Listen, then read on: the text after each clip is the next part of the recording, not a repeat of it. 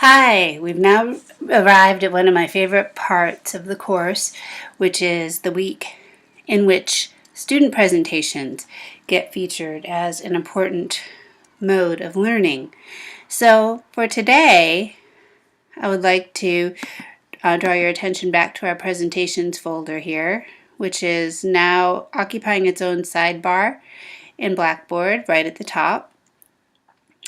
And for today, June 26th, there will be about 8 presentations total. Right now, I have 4 of them uploaded that I'd like to talk about, and I will briefly comment on about 4 presentations at a time in each of these videos. That is how you will know what will be on the final exam from the presentations. Tomorrow's presentations will be largely about justice and the criminal justice system, possibly another topic. But today's presentations folder I've labeled Phenomenal Women. Later today we'll have another presentation about the history of African American hair, as well as one about contemporary black women. But for now, we have a few historical biographical presentations and a presentation on colorism that goes along in very interesting ways with the first group of presentations. So let me begin by showing you the folder. We have a presentation on Maya Angelou, one on Madam C.J. Walker, one on Lena Horne, and this presentation about colorism, which I think corresponds with some of the comments that Sharonda makes about Lena Horne, or things that were said about Lena Horne in interesting ways. Then there is our discussion board. Now, when you go to the discussion board, sorry, this is not, I set up a thread in here and it's not appearing. So I'm going to have to add another thread. So what you do after you watch the video and look at the presentations is comment on at least 3 of the presentations. Thus, you will comment on 3 things you learned from those in the discussion board, and then offer feedback and discussion for extra credit. So in particular, if you comment and reply to what other people have said, you can earn a few points of extra credit. Usually discussions are only worth 3 points. This one is worth 5.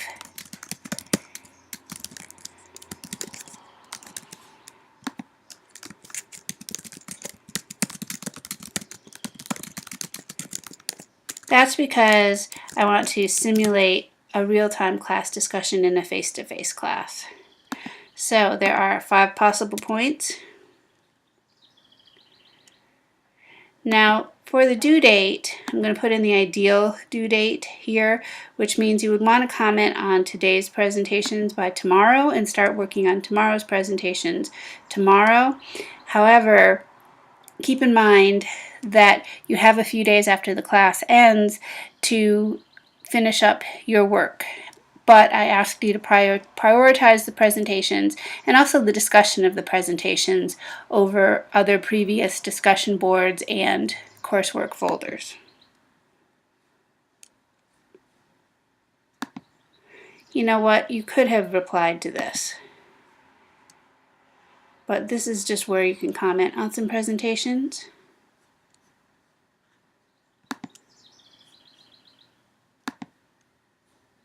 And there's already a comment in here from Deandra.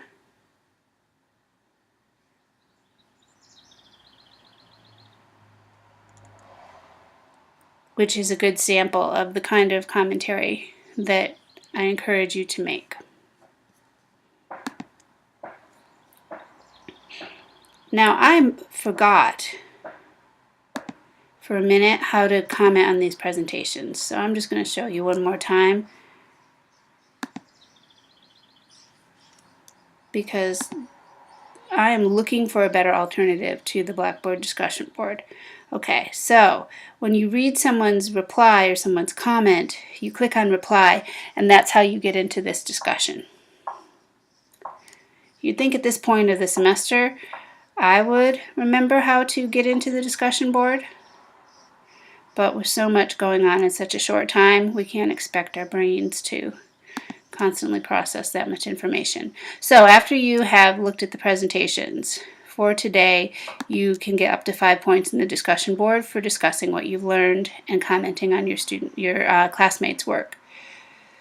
So when you click on the when you click on the presentation, it will download and you can open it. To save time, I am going to open the presentations directly from my desktop. So when you open a PowerPoint, you might want to just play it and experience it as the authors intended you to. Our first presentation is on Maya Angelou, and Taylor and Darius took the opportunity here to collaborate on this presentation, which I said numerous times was fine to do. This is a beautiful presentation with some amazing pictures of Dr. Angelou, past and present. She actually did pass on my birthday in 2014, and I came very close to naming my oldest daughter, who's 2 minutes older than her sister, Maya, but I named her after her grandmother instead. So, why should you learn about Maya Angelou? Why is she important in African American studies? Like Lena Horne, who we'll talk about in a minute, she was an artist, singer, poet, actress, dramatist, but also a civil rights activist who took to the streets and worked very hard to fight for not only her own rights, but obviously the rights of Black people throughout the world and in the United States. And finally, she was a woman of God who believed in equality of the races, which reminds me of John Merritt. Here are some great pictures with one of the, I believe that is Ted Kennedy. It's a Kennedy. With probably students from Wake Forest University. And some background about her life. She had a pretty difficult life, especially early on. Born in St. Louis. She had her son very young and became a cable car operator in San Francisco, one of the first women to do so, to support her son. Then she started dancing and singing in clubs.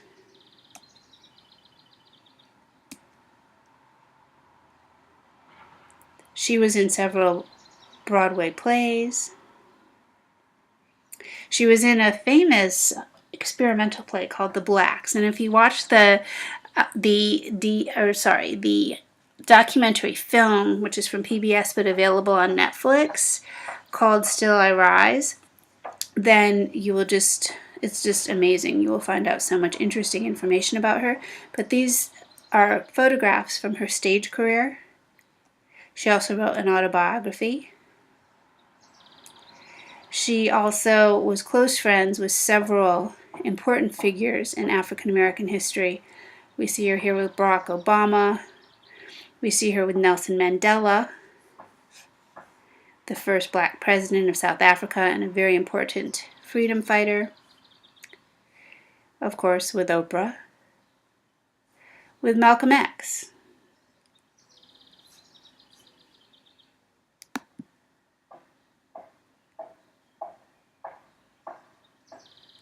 She started writing because a friend of her mother read poetry to her.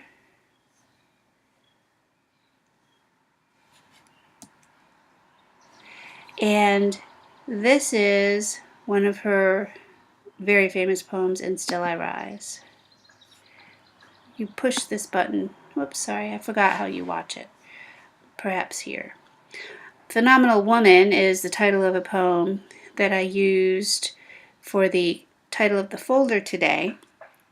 And there's some great questions to think about here. It's a poem to inspire, but think for yourself, what should a phenomenal woman be?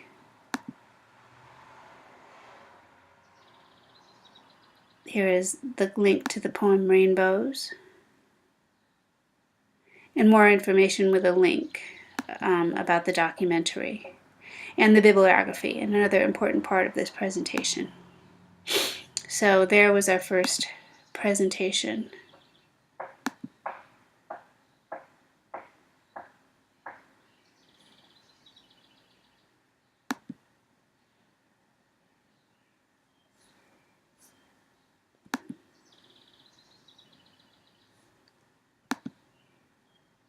And I'm just opening these in a different mode so you don't have to watch me download them from Blackboard.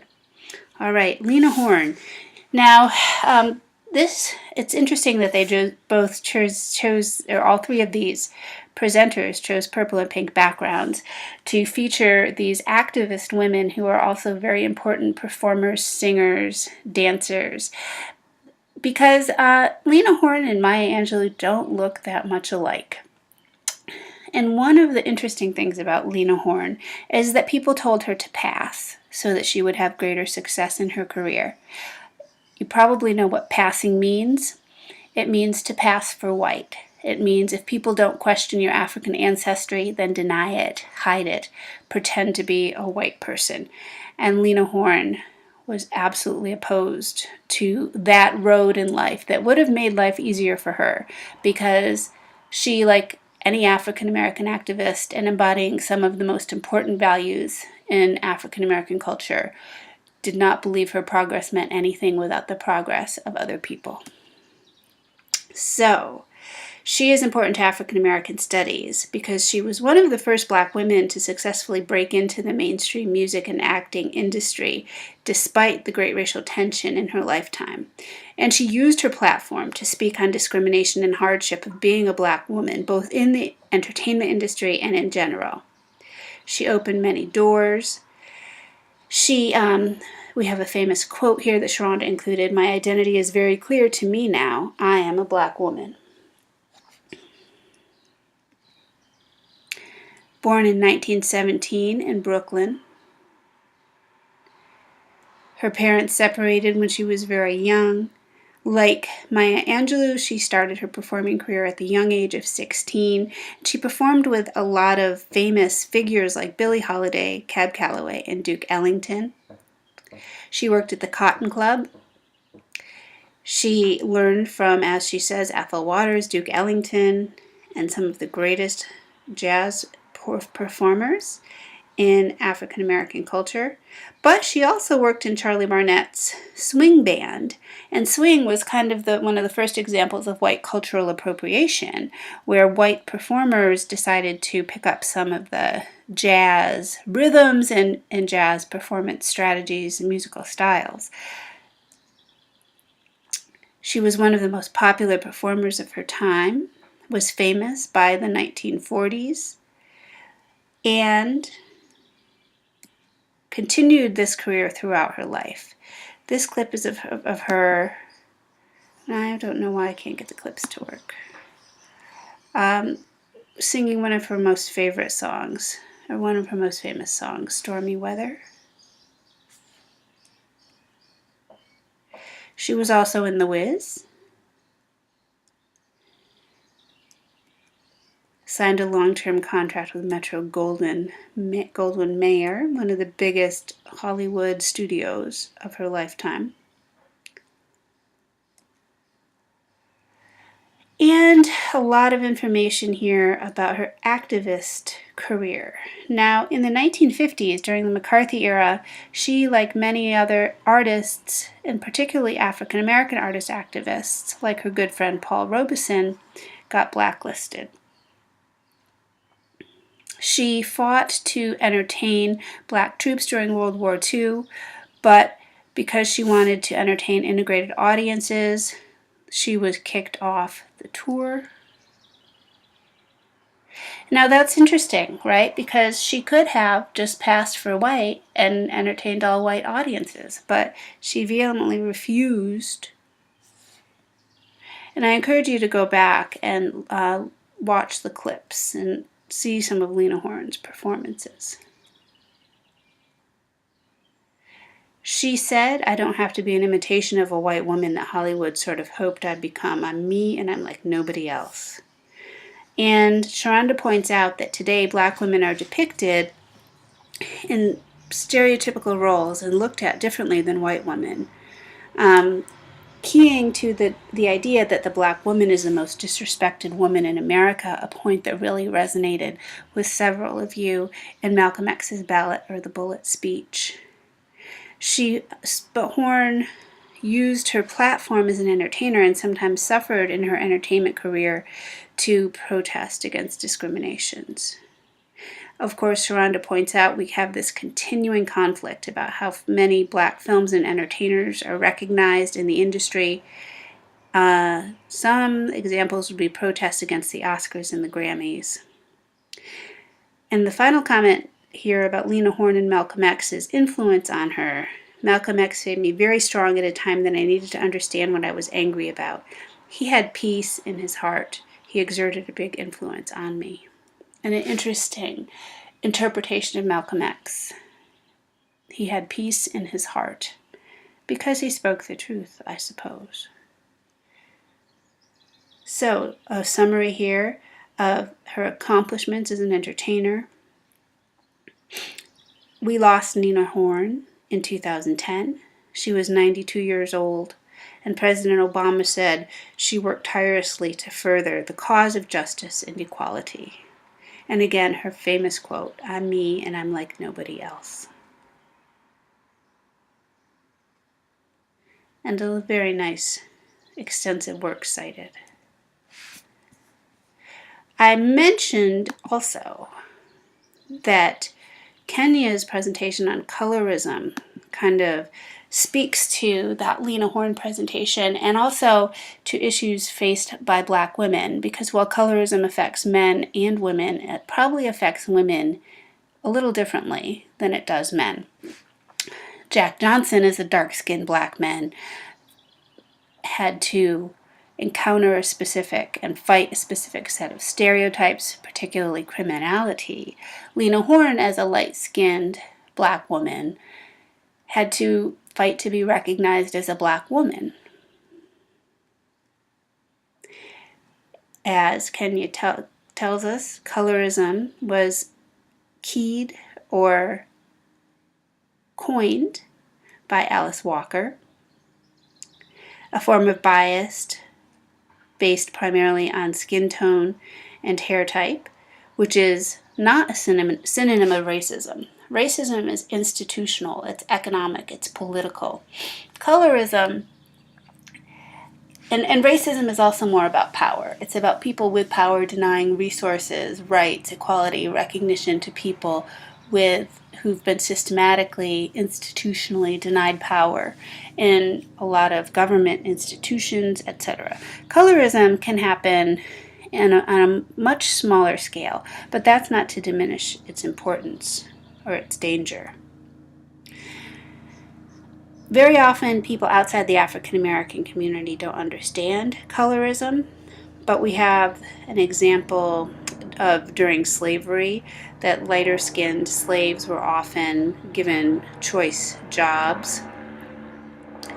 Stereotypes depict dark-skinned African Americans as ghetto or loud, and light-skinned African Americans as high maintenance or self-absorbed or conceited.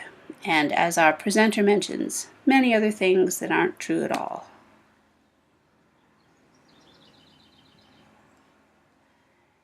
Now, the reasons for different gradations of skin color are many. I know a young woman from Nigeria who's very light in complexion. If your ancestors' genetics from Nigeria pop up, you could have a very light complexion. Or if you have a Native American ancestor, or possibly if you have a white ancestor. I originally thought that there were different gradations in skin color among African Americans because of intermixture, miscegenation, rape during slavery, until I went to Africa and realized that Africans have different gradations of skin color as well, meaning there are light-skinned Africans.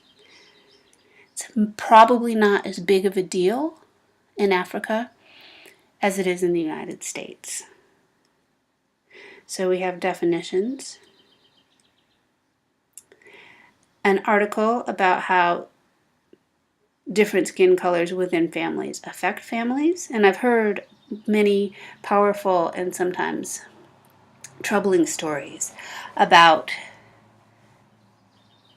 grandparents or parents or family members treating siblings differently because of the differences in their skin color. We might also call that internalized racism, but it's part of how our national, this is my opinion, our national obsession with the color line can affect personal and private lives and families. There is research showing that colorism is alive and well today. In a study in 2013, black females with dark skin were 3 times more likely to get suspended at school than lighter-skinned African American women. So this is something that we need to discuss with our children.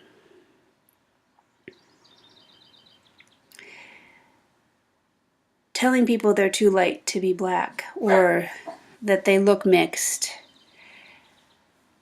comes from a kind of a strange place in how we think about our identity.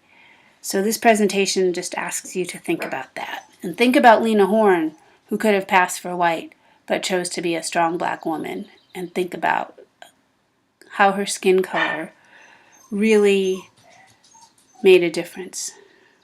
Now here we have a comparison, say, with 50 Cent and Drake. A Canadian versus a Southerner, right? But another key difference in the gradation of skin color. You can watch this YouTube video where Oprah discusses colorism. Now, part of the reason people think light-skinned people are more intelligent is because of a history of horrible race science that claimed if you have a white father, then you inherit his intelligence. So in the times of slavery and shortly after, lighter-skinned blacks were considered more intelligent because of the assumption that they had a white father or grandfather and that intelligence could only come from white people. That's a little history. And these attitudes continue today. I think understanding the history of where they come from is significant. Some great memes that are hateful and sometimes racist. And again, you're supposed to go back and look at these and think through the information. I'm just giving you a preview and an overview. Another great work cited. I'm going to stop this now, even though there's another presentation, because the dogs are barking, and that's so annoying. But you'll hear from me again with a little commentary on the remainder of the presentations for today. Thanks.